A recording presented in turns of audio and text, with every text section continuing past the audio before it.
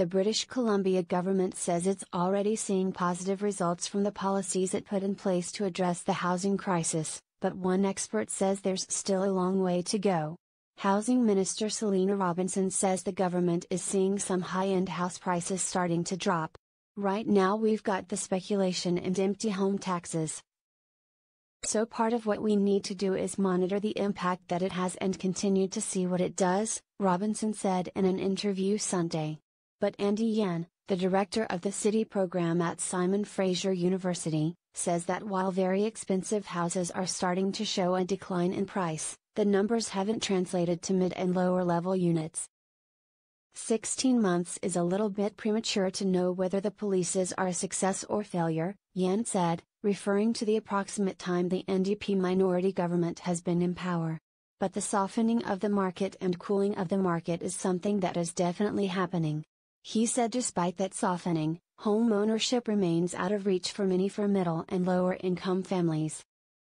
To tackle the issue, the provincial government is investing $7 billion on affordable housing over the next 10 years, and has developed a 30-point plan to increase affordability.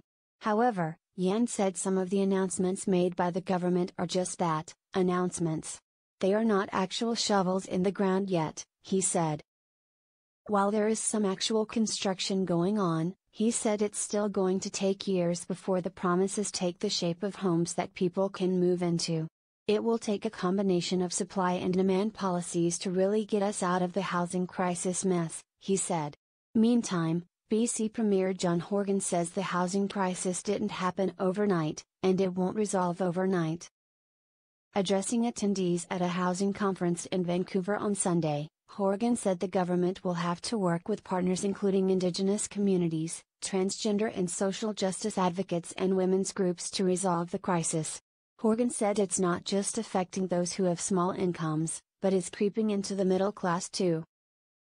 He said his government is doing its best to ensure that critical work staff such as teachers, nurses and construction workers have houses so that they can build the economy.